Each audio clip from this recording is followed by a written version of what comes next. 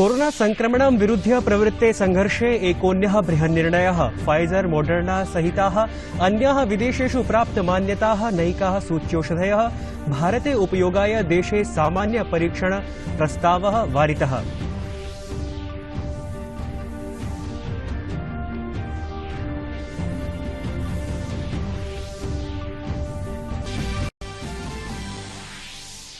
सूच्यौषधस्य अल्पतां निध्याय संचारवृत्तानां केन्द्रप्रशासनेन विहितं खण्डनम्। उक्तं च नैकमासेषु राज्येभ्यः केन्द्रशासितप्रदेशेभ्यः च 10,06,000 कोटितोप्यधिकानि सूच्यौषधानि अधुना यावत् 84,000,85,00,000 कोटि सूच्यौषधानि प्रदत्तानि। देशे कोरोना संक्रमणस्य अहर्दिव प्रकरणानि अनवरतं क्षीयमाणानि सूच्यन्ते। देशे स्वास्थ्य प्रातिशत्यं विवर्ध्य 92.84% अभवत्। परीक्षण क्षमतायां वृद्धिः। साम्प्रतं यावत् आहत्य 30 कोटिः विहितानि परीक्षणानि।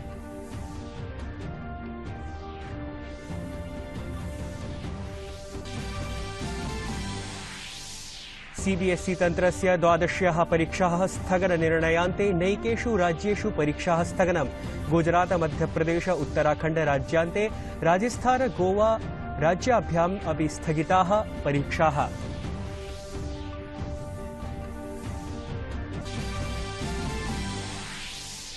प्रधानमन्त्रिणो नरेन्द्र मोदिनो अध्यक्षतायां सम्पन्ने केन्द्रीय मंत्रिमंडलीय उपवेशने ह्यः राज्य केन्द्रशासित प्रदेशेभ्यश्च मॉडल किरायेदारी इत्यभिधाय अधिनियमाय स्वीकृतिः प्रदत्ता।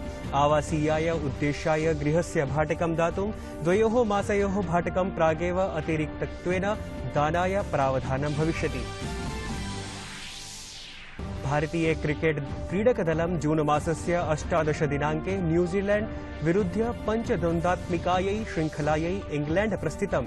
तत्र गमनात् प्राक् भारतीय क्रिकेट क्रीडा दलनायक विराट कोहली अथ च निदर्शकः रवि शास्त्री उक्तवन्तौ यत् यदीयं श्रृंखला भारताय विशिष्टं स्थानं स्थापयति। अभिवादे अहमस्मि नीतीश भारद्वाजः। अत्र भवतीनां च स्वागतं डीडी न्यूज वार्ता प्रसारणेऽस्मिन्। अथ वार्ताः विस्तरेण।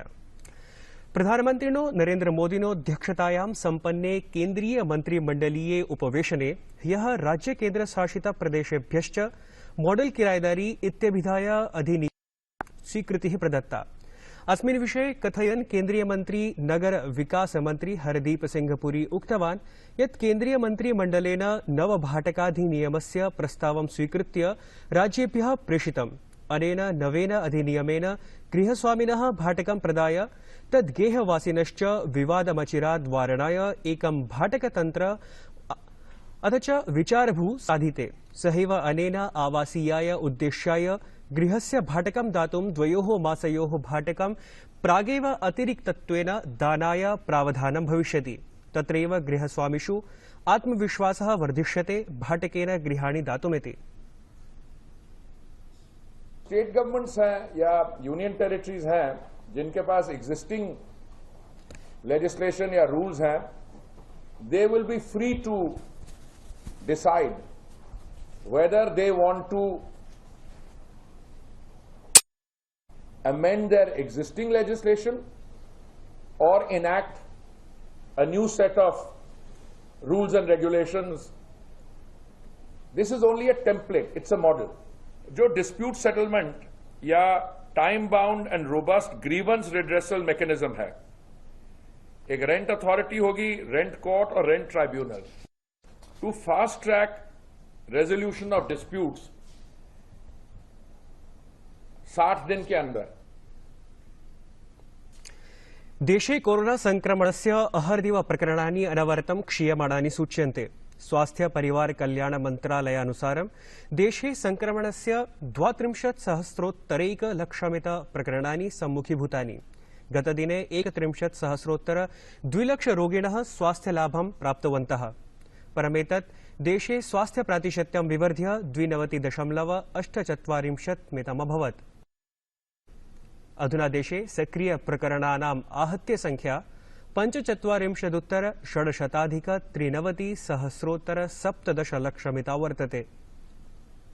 गतदिवसे कोरोना कारणात् सप्तोत्तर-200+ जनाः मृत्युमुपगताः।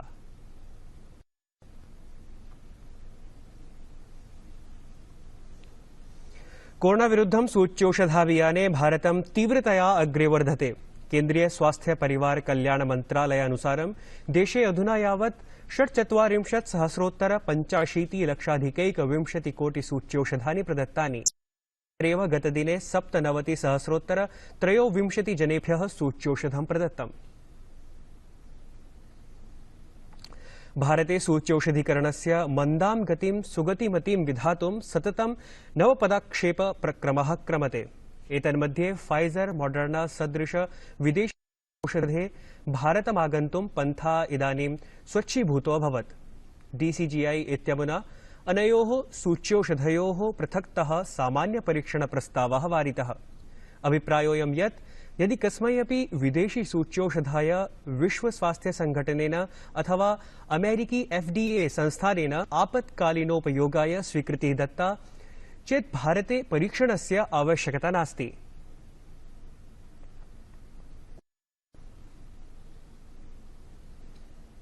देशे तीव्रगत्या सूच्यौषधीकरणाभियानं वर्धनं। फाइजर मॉडर्ना विदेशी सूच्यौषधे गन्तुमर्हतः उभाभ्यां विदेशी सूच्यौषधाभ्याम् आपत्कालीनोपयोगाय स्वीकृत्ये भारतं सज्जम्। सूच्यौषधयोः पृथक्तः सामान्यपरीक्षणप्रस्तावः वारितः। 100 जनेभ्यः विदेशी सूच्यौषधं प्रदाय तेषाम् आसप्तदिनानि संवीक्षणं भविष्यति। केन्द्रीय स्वास्थ्य मंत्री डॉक्टर हर्षवर्धनः विश्व स्वास्थ्य संघटनस्य कार्यकारी समितेः अध्यक्षरूपेण स्वं कार्यकालं पूरितवान्। विगतवर्षीय मई मासस्य 23 दिनाङ्के असौ तत्रत्यं 34 सदस्यीय कार्यकारी समितेः अध्यक्षपदं गृहीतवान् आसीत्। तेनोक्तं यत् कोरोना विषाणुजन्यं वर्तमानसङ्कटं निवारणाय वैश्विकमैत्रीं सुदृढीकरणाय सम्मिलितप्रयासैः कार्यं विधानस्य आवश्यकता वर्तते। The time to act is now. This is a time when we all understand that there are going to be health challenges in the next 2 decades. All these challenges demand a shared response because these are shared threats requiring shared responsibility to act. And of course, this is the core philosophy of WHO. I have been saying this time and again that the biggest need of the hour is a greater of shared idealism of nations. महामारी कारणात् अनियमितः शैक्षिकवर्गः। अपरतः अप्रैल मासात् सम्पूर्णदेशे संक्रमणस्य द्वितीयप्रवाहः। एतन्मध्ये छात्राः अभिभावकाश्च चिन्तिताः सन्ति। 12शी कक्षायाः परीक्षाणाम् आयोजनं स्वास्थ्याय हानिविषयः वर्तते। अस्मिन् विषये केन्द्रीय माध्यमिक शिक्षा परिषदनन्तरं नैकराज्यानां माध्यमिकपरिषद्भिः परीक्षाः वारिताः। येषु हरियाणा, गुजरात, मध्यप्रदेश, गोवा, राजस्थानं च वर्तते। मध्य प्रदेश में 12वीं बोर्ड की परीक्षाएं इस वर्ष आयोजित नहीं की जाएंगी। बच्चों की जिंदगी हमारे लिए अनमोल है। कैरियर की चिंता हम बाद में कर लेंगे। इस समय बच्चों पर जब वो कोरोना का संकट झेल रहे हैं, पूरा देश और प्रदेश झेल रहा है, परीक्षाओं का मानसिक बोझ डालना कतई उचित नहीं है। प्रशासनपक्षतः केन्द्रीय माध्यमिक शिक्षा परिषदः परीक्षाः निरस्तीकरणस्य छात्रैः स्वागतं विहितम्। तैः कथितं यत् परीक्षाः महत्वपूर्णाः भवन्ति, परं स्वास्थ्यं पूर्वं वर्तते। छात्राः अकथयन् यत् प्रशासनस्य निर्णयः छात्रहिताय वर्तते। अगर हम हेल्थ को एज अ प्रायोरिटी लें तो ये डिसीजन ठीक है। अगर देखा जाए कि हार्डवर्क भी हुआ है तो फिर थोड़ा लगता है कि अच्छा था, बट अब कुछ नहीं कर सकते। हेल्थ एज अ प्रायोरिटी अच्छा डिसीजन है। I think the decision taken by CBSE is absolutely correct because physical health and mental health of the students is of topmost importance. अगर हम देखें कि हेल्थ अगर जैसे रमेश पोखरियाल जी ने अपने आर्टिकल में लिखा था कि पिछली बार भी पेंडेमिक हुआ था, तो उस हिसाब से तो ये डिसीजन ठीक। सर मुझे लगता है कि डिसीजन तो गवर्नमेंट ने अच्छा ही लिया है, क्योंकि इससे हमारी हेल्थ के साथ कॉम्प्रोमाइज़ नहीं होगा। ये डिसीजन ठीक है, क्योंकि मतलब अगर हेल्थ देखे तो बेटर ही है ये डिसीजन। इस्राएल देशस्य राजनीतिकदलगठबन्धनेन कृता घोषणा यत् ते नवसर्वकाराय एकसम्मतिः भूताः। मध्यमार्गी नेता येर लैपिड राष्ट्रवादी नफ्ताली बेनेट इत्यमुना मैत्रीं कृतवान्, येन अनुसारेण उभे नेतारौ क्रमशः प्रधानमन्त्रिपदाय कार्यं विधास्यतः। उभदले अन्यदलान्यपि गठबन्धने आगन्तुं प्रबलतया ब्रूतः।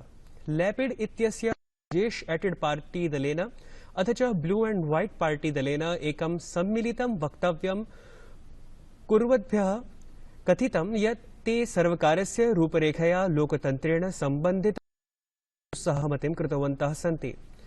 गेंट्स नवमन्त्रिमण्डले रक्षामन्त्री भविष्यति। विपक्षी गठबन्धनस्य पार्श्वं इस्राएलस्य संसदि 61 सदस्यानां समर्थनमस्ति, यैः अनन्तरं विश्वासमतं गृहीतव्यं भविष्यति। सहमतिपूर्ण मैत्रीयं इस्राएलस्य राजनैतिक इतिहासे बृहती घटना, यतः इयं वर्तमान प्रधानमन्त्रिणो नेतन्याहू इत्यस्य 12 वर्षात्मक कार्यकालस्य दिनानि प्रभावितानि कर्तुमर्हति। भारतीय क्रिकेट क्रीडकदलं जून मासस्य 18 दिनाङ्के न्यूजीलैंड विरुद्ध्य चैंपियनशिप इत्यस्या श्रृंखलायाः अन्तिमे चक्रे क्रीडिष्यतः। इंग्लैंड गमनात् प्राक् भारतीय क्रिकेट क्रीडा दलस्य नायक विराट कोहली अथ च निदर्शकः रवि शास्त्री उक्तवन्तौ यत् यदीयं श्रृंखला भारताय विशिष्टं स्थानं स्थापयति। असौ रवि शास्त्री इदमपि उक्तवान् यत् अन्तिमायाः एकस्याः क्रीडायाः प्रारूपेण असौ सहमतः नास्ति। अनेन त्रिषुत्तमेन भाव्यमासीत्। वार्तासंस्करणमेतत् सम्पद्यते। अधुना अभिनववार्ताभिः सह पुनरुपस्थास्यामः। भूयात् तावत् मङ्गलम्।